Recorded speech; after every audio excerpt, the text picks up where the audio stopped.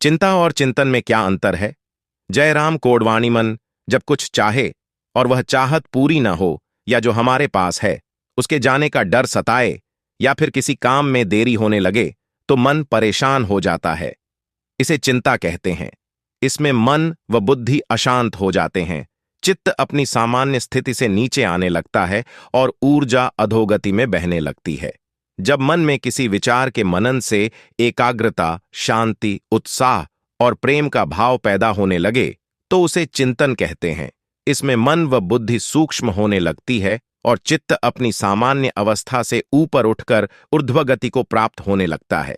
गुरु के वचनों व शास्त्रों के गूढ़ रहस्यों को खोलने के लिए जब हम मनन करते हैं, तो वह भी चिंतन ही होता है।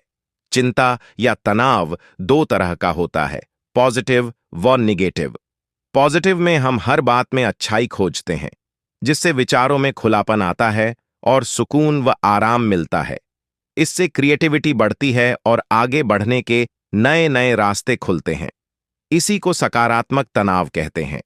निगेटिव में हम हर बात में बुराई खोजते रहते हैं, चाहे वह हमारे भले के लिए ही क्यों ना हो। इसे नकारात्मक तनाव या चिंता कहते हैं। इन चिंताओं का कारण है हमारी इच्छाएं। जितनी ज्यादा इच्छाएं होंगी, उतना ही जीवन चिंताओं से भरा होगा। लेकिन आध्यात्मिकता में जब हम प्रभु को याद करते हैं, तो अपने स्वरूप के विषय में विचार करते हैं। अगर जीवन में चिंताओं को कम करना है, तो अपनी बढ़ती इच्छाओं को कम करना होगा और चिंतन बढ़ाना होगा। जितना चिंतन बढ़ेगा, उतनी ही चिंता कम होती जाएगी, क्योंकि चिंतन हमें जीवन जीना सीखता है और चिंता पल पल मारती है। जिंदगी में आपका भी ध्यान नहीं लग रहा। ज्यादा सोचने की वजह से बार बार आपको घबराहट होती है और आपका हृदय भी जोर जोर से धड़कता है और बार बार निगेटिव विचार आपके भी दिमाग में आते हैं। तो इस ज्यादा सोचने वाली बीमारी से बचने के लिए और इस बीमारी को दूर करने के लिए आज हम आपको एक बौद्ध भिक्षु की कहानी के माध्यम से आपकी समस्या का हल बताएंगे।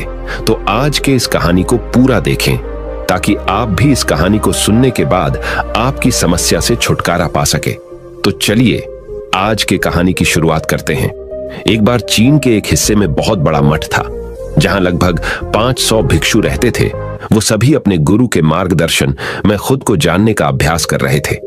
एक दिन एक लड़का उस मठ में शिष्य बनने के लिए आया। उसने मास्टर से कहा, मास्टर, मैं खुद को जानना चाहता हूं। मैं सच की तलाश कर रहा हूं। मैं पता लगाना चाहता हूं कि सच क्या है। मास्टर ने उसकी ओर देखा और कहा कि अगर तुम सच जानना चाहते हो, तो तुम्हें अपना पूरा जीवन दांव पर लगाना होगा। सच को जानने में तुम्हारा पूरा जीवन लग सकता है। फिर भी इस बात की गारंटी नहीं है कि तुम्हें इस जीवन काल में सच का पता लगेगा या नहीं। क्या तुम इसके लिए तैयार हो? शिष्य ने कहा, मास्टर, मैं यहां पीछे मुड़ने के लिए नहीं आया हूं। मैं इसके लिए तैयार हूं। गुरु ने कहा, अगर ऐसा है, तुम एक काम करो। इस मठ में 500 भिक्षु है। तुम उनके लिए चावल कूटने का काम करो। बस सुबह से शाम तक चावल कूटने का ही काम करो, और जब तुम थक जाओ तो सोने चले जाओ। फिर अगली सुबह उठकर चावल को कूटना शुरू कर दो। इसके अलावा कुछ और मत करना। किसी और चीज के बारे में मत सोचना। बस इस रास्ते पर चलते रहना और दोबारा मेरे पास मत आना। जरूरत पड़ने पर मैं खुद तुम्हारे पास आऊंगा। उस लड़के ने गुरु के आदेश का पालन करते हुए चावल कूटना शुरू कर दिया। उस मठ में 500 शिष्य थे। उन सभी को समय समय पर भोजन की आवश्यकता पड़ती थी, इसीलिए वह बहुत जल्दी उठ जाता था और रात को देर तक चावल कूटता रहता था। जब वह थक जाता तो उसी कमरे में सो जाता था जहां वो चावल कूटता था। वो किसी से बात नहीं करता था और ना ही कोई उससे बात करने के लिए उसके पास आता था। कुछ महीनों तक चावल कूटते हुए उसके मन में पुराने विचार आते रहे, लेकिन उन विचारों को कोई नया विषय नहीं मिला, तो वह अपने आप ही मिट गए। धीरे धीरे उसके मन में विचार कम होने लगे। कुछ सालों के बाद तो वो अपना नाम तक ही भूल गया। वह हमेशा चुप रहता और विचारहीन अवस्था में बस चावल कूटता रहता। उसने ना तो कभी ध्यान किया था और ना कभी शास्त्र पढ़ा था। मठ के बाकी शिष्य उसे मूर्ख समझते थे। ऐसा करते हुए 12 साल बीत गए। 12 साल बाद एक दिन मास्टर ने घोषणा की, अब मेरा आखिरी समय आ रहा है और मुझे अपना उत्तराधिकारी चुनना है, जो मेरे बाद मठ का मुखिया होगा। इसीलिए मेरा कोई भी शिष्य है जिससे लगता है कि उसे आत्म साक्षात्कार हो गया है और उससे खुद को जान लिया है, तो रात को मेरे दरवाजे के पास आकर इस दीवार पर कुछ पंक्तियां लिखें जिसमें उसकी जिंदगी का सारा अनुभव समाया हो। कई शिष्यों ने ऐसा करने के बारे में सोचा, पर मठ के प्रमुख शिष्यों में से एक ने वहां जाकर कुछ पंक्तियां लिखी। उसे बौद्ध धर्म ग्रंथों का बहुत ज्ञान था। सभी शिष्यों को लगता था कि वो इस मठ का उत्तराधिकारी बन सकता है। उसने लिखा था कि मन एक दर्पण की तरह है जिस पर विचारों और इच्छाओं की धूल जमा हो जाती है। इस धूल को हटाने के लिए ही ध्यान है। जिसकी धूल हट जाती है और मन का दर्पण साफ हो जाता है, वो मोक्ष को प्राप्त कर लेता है। अगली सुबह जब मास्टर उठे और उन्होंने इन पंक्तियों को देखा और उन्होंने कहा कि किस बेवकूफ ने यह सब कचरा मेरी दीवार पर लिखा है। वो शिष्य जिसने यह लिखा था वो चुप रहा। हालांकि उसने जो पंक्तियां लिखी थीं वो ज्ञान से भरी थीं, लेकिन यह सब किताबी ज्ञान था। वो शिष्य बहुत चालाक था। उसने पंक्तियां लिखी, पर उसने नीचे अपने हस्ताक्षर नहीं किए, क्योंकि वो स्वयं इसके बारे में निश्चित नहीं था कि यह सही है या नहीं, क्योंकि उसे आत्म साक्षात्कार नहीं हुआ था। गुरु ने पंक्तियों को पूरी तरह से खारिज कर दिया। ये देखकर सभी हैरान रह गए। ये घटना पूरे मठ में चर्चा का विषय बन गई। इस विषय पर बात करते हुए दो शिष्य उस शिष्य के पास से गुजरे जो 12 साल पहले यहां आया था और दिन रात चावल कूटता रहता था। दोनों की चर्चा सुनकर वह धीरे से हंस पड़ा। दोनों शिष्य ने उसे पूछा कि तुम क्यों हंस रहे हो। दोनों शिष्य की नजर में यह चावल कूटने वाला तुच्छ ही भिक्षु था। किसी ने उसे ना तो कभी ध्यान करते हुए देखा था, ना ही कभी शास्त्र पढ़ते हुए। हर कोई उसे मूर्ख समझता था जो बस चावल को ही जानता था। उस मठ में बहुत बड़े बड़े विद्वान थे, लेकिन उस चावल कूटने वाले को किसी से कोई मतलब नहीं था। इसीलिए वह दोनों शिष्य उसे मुस्कुराता हुआ देखकर चकित रह गए। उन्होंने फिर उससे पूछा कि तुम क्यों हंस रहे हो। उसने जवाब दिया, मैं इसीलिए हंसा कि मास्टर सही बोल रहे हैं। यह सब पंक्तियां कचरा है। इन पंक्तियों का कोई मूल्य नहीं है। वो दोनों शिष्य चौंक गए। उन्होंने उसे पूछा कि क्या तुम ऐसी पंक्तियां लिख सकते हो जो इससे भी बेहतर हो। चावल पीसने वाले ने जवाब दिया, नहीं, क्योंकि मैं अनपढ़ हूं, लेकिन हां, मैं कुछ पंक्तियां कह सकता हूं। अगर तुमने उन पंक्तियों को तुम लिख सकते हो तो मैं तुम्हारे साथ जाने के लिए तैयार हूं। उन दोनों शिष्यों ने कहा, ठीक है। वे मास्टर के कमरे के पास गए और चावल कूटने वाले ने कुछ पंक्तियां बोली और दूसरे शिष्य ने उस दीवार पर लिख दिया और उन पंक्तियों के नीचे लिख दिया कि चावल कूटने वाला। उन्हें लगा कि मास्टर इस पर भी गुस्सा करेंगे। जो पंक्तियों उसने लिखने के लिए कहा था बहुत अद्भुत थी और वो पंक्तियां थी, मन तो बस एक का भ्रम है ना, तो मन है, ना ही मन का कोई दर्पण है। और जब मन ही नहीं है तो धूल कहां ठहरेगी। जो ये जानता है वो सच को जान गया। जब गुरु ने ये पंक्तियां देखी तो वे आधी रात को उठे और चावल कूटने वाले के पास गए। वह सो रहा था। मास्टर ने उसे जगाया और कहा कि ये लो, मेरी छड़ी और मेरे वस्त्र ले लो। आज से तुम मेरे उत्तराधिकारी हो, लेकिन इस मठ को छोड़कर कहीं दूर चले जाओ, क्योंकि इस मठ में बहुत सारे विद्वान हैं जो खुद को तुमसे ज्यादा श्रेष्ठ मानते हैं और वो तुम्हें मार देंगे। वो इस बात को बर्दाश्त नहीं कर सकते कि एक साधारण सा चावल कूटने वाला उनसे ज्यादा विद्वान निकला। तुम्हें वह सारा ज्ञान हो गया है जो मुझे है। तुम्हें यह सारा ज्ञान चावल कूटते कूटते हुआ है और मुझे पता है कि तुम जहां भी जाओगे लोग तुम्हारे पास आने लगेंगे, क्योंकि जब कोई फूल खिलता है तो उसकी महक हर तरफ फैलने लगती है। उसने अपने गुरु के पैर छुए और रात को ही वहां से चला गया। अगर हम अपनी जिंदगी में देखें तो पाएंगे बहुत से लोग सोचते हैं कि ध्यान केवल एक ही जगह बैठकर आंखें बंद कर कर ही किया जा सकता है, लेकिन हकीकत में ऐसा नहीं है। ध्यान तो चलते चलते भी किया जा सकता है। अपना कुछ काम करते हुए भी ध्यान किया जा सकता है। असल में ध्यान का मतलब यह है कि आप जो भी काम कर रहे हैं उसे अपनी शिद्दत से करें कि आपको आपके शरीर का ख्याल भी ना रहे। बिल्कुल उस चावल पीसने वाले की तरह जो चावल कूटने में इतना मग्न हो गया कि उसको खुद का कोई ख्याल ही नहीं रहा। उसने चावल कूटते हुए ही उसने आत्म साक्षात्कार प्राप्त कर लिया।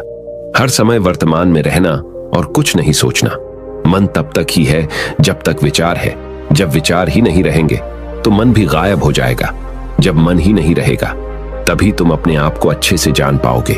असल में हमें अपने वास्तविक रूप को जानने के लिए कोई अन्य साधना करने की आवश्यकता नहीं है। हम जो कुछ भी कर रहे हैं बस उसमें हमें पूरी तरह से खो जाने की जरूरत है। अपने काम में इस कदर से लीन हो जाओ कि आपका काम भी ध्यान बन जाए। ज्यादा सोचने वाले लोगों के लिए दूसरी रहस्यमयी कहानी अब हम आपको बताएंगे। तो चलिए कहानी की शुरुआत करते हैं। एक गांव में एक आदमी रहता था जो ताले तोड़ने के मामले में एक्सपर्ट था। यानी कि जहां कहीं भी ताले तोड़ने की बात आती थी या लॉक को खोलने की बात आती थी तो उसका नाम सबसे पहले लिया जाता था। एक दिन कुछ समझदार लोगों ने उसकी परीक्षा लेनी चाहिए और उसको बता दिया गया कि आपको इस जगह पर इस तारीख को आना है और ताले को तोड़ना है। जब वह समय के अनुसार तय दिनांक को वहां पहुंच गया तो उसको प्रतियोगिता के नियम समझा दिए गए। आपको एक बॉक्स में बिठा दिया जाएगा और उस बॉक्स को पानी में उतार दिया जाएगा। आपको ताला खोलकर बाहर आना होगा। इस बीच आपको लगता है कि लॉक आपसे नहीं खुल पाएगा तो आप इमरजेंसी बटन को दबा सकते हैं और ऊपर आ सकते हैं, लेकिन आप प्रतियोगिता में हार जाएंगे। उसने सभी नियमों की हां कर दी और पानी में चला गया। जैसे ही वह पानी में पहुंचा तो उसने जेब में से एक तार निकाला और लॉक को खोलने की कोशिश करने लगा। 4 से 5 बार कोशिश करने के बाद वह बार बार विफल हो रहा था, लेकिन उससे लॉक नहीं खुल रहा था। अब ज्यादा समय तक पानी में रहना उसके लिए और भी मुश्किल था, क्योंकि सांस रोकना आसान नहीं था। फाइनली उसने अपना पूरा दिमाग लगाया और एक बार अंतिम प्रयास किया। वह विफल हुआ और उसने इमरजेंसी बटन दबा दिया। धीरे धीरे ऊपर आने लगा। पानी के ऊपर आए बॉक्स को बाहर निकाला गया और हल्का सा धक्का देकर खोला गया। वह अचंभित हो गया कि एक बार भी मेरे दिमाग में यह ख्याल क्यों नहीं आया कि मैं इसको धक्का देकर खोलूं। हो सकता है कि यह लॉक ही ना हो। तो यही होता है, जब हम भी बहुत ज्यादा सोचते हैं तो इसका खामियाजा हमें भुगतना पड़ता है। कभी कभी ना सोचने से भी जवाब मिल जाता है। इसलिए किसी ने कहा है कि जो कुछ नहीं करते वह कमाल करते हैं। जी हां दोस्तों, यह बात बिल्कुल सही है। कभी कभी दिमाग को जब हम शांत रखते हैं और ठंडे दिमाग से सोचने की कोशिश करते हैं तो हमें बेहतर समाधान मिल जाता है। अब हम आपको बताएंगे कि ज्यादा सोचने की यह बीमारी के मुख्य कारण क्या है, जिससे आपको ज्यादा सोचने की बीमारी हो जाती है। अत्यधिक सोच के कुछ मुख्य कारण। पहला कारण, वर्तमान से ज्यादा भूतकाल या भविष्य के बारे में ज्यादा चिंता करना। आप जो काम अभी कर रहे हैं उससे ध्यान हटाकर अपना ध्यान बीते हुए समय या आने वाले समय पर लगाएंगे तो आप ओवर थिंकिंग के शिकार होते जाएंगे। दूसरा कारण, काम का ज्यादा तनाव होना। जब वर्कलोड ज्यादा होता है तो दिमाग भी तेजी से चलने लगता और यह तनाव का रूप ले लेता है और दिमाग में वो विचार भी आने लगते हैं तो काम से संबंधी नहीं है और लोग ओवर थिंकिंग के शिकार हो जाते हैं। तीसरा कारण, डर का बना रहना। जब व्यक्ति के अंदर डर होता है, जैसे नौकरी छूट जाने का डर, प्रमोशन न होने का डर, काम में असफल हो जाने का डर, पैसे न मिलने या डूब जाने का डर, व्यक्ति इस डर को लेकर कल्पना करता रहता है। भले ही ऐसा न होने वाला हो, लेकिन धीरे धीरे यह डर उसे जरूरत से ज्यादा सोचने पर मजबूर कर देता है। चौथा कारण, कॉन्फिडेंस की कमी। जब व्यक्ति में किसी काम को करने के प्रति उलझन बनी रहती है तो कॉन्फिडेंस कम होता जाता है, जिसके चलते नकारात्मक विचार दिमाग को घेरना शुरू कर देते हैं और व्यक्ति ज्यादा सोचना और चिंता करना शुरू कर देता है। पांचवा कारण, चीजों के बारे में सकारात्मक से ज्यादा नकारात्मक विचार। जब व्यक्ति छोटी छोटी बातों के नकारात्मक पहलू के बारे में ज्यादा सोचना शुरू कर देता है तो धीरे धीरे व्यक्ति ओवर थिंकिंग का शिकार होता जाता है। क्या ओवर थिंकिंग यानी अत्यधिक सोच से छुटकारा पाया जा सकता है? तो इसका जवाब है जी बिल्कुल। ओवर थिंकिंग यानी अत्यधिक सोच से छुटकारा पाया जा सकता है। हालांकि थोड़ा समय लग सकता है, लेकिन यदि आप नीचे दिए स्टेप्स को फॉलो करते हैं तो आप ओवर थिंकिंग की प्रॉब्लम से यकीनन छुटकारा पा सकते हैं। तो आइए जानते हैं कि ओवर थिंकिंग की समस्या से छुटकारा कैसे पाएं। ओवर थिंकिंग यानी अत्यधिक सोच से छुटकारा पाने के उपाय। ये सब जानते हैं कि पहले विचार दिमाग में आता है, फिर वो क्रिया का रूप लेता है। हमें कोई भी काम सोच समझकर करना बहुत जरूरी है, पर किसी काम को लेकर जरूरत से ज्यादा सोचना और वो बातें भी सोचना जो काम से संबंधित नहीं है, आपको और आपके काम दोनों को नुकसान पहुंचाता है। तो थिंकिंग प्रॉब्लम नहीं है, बल्कि ओवर थिंकिंग प्रॉब्लम है और इसे कम करना जरूरी है। तो आइए जानते हैं ओवर थिंकिंग यानी अत्यधिक सोच से छुटकारा या कम करने के उपायों का। पहला उपाय, स्वीकार करें कि आप जरूरत से ज्यादा सोचते हैं। इस बात को मन से स्वीकार करें कि आप ज्यादा सोचते हैं और आपको ऐसा नहीं करना है। जब आप इस बात को स्वीकार कर लेंगे तो आप इससे छुटकारा पाने के लिए अपने आप को तैयार कर लेंगे। आप ओवरथिंकिंग को लेकर जागरूक हो जाएंगे। जब भी आपको लगे कि दिमाग में फालतू विचार चल रहे हैं, तुरंत उसे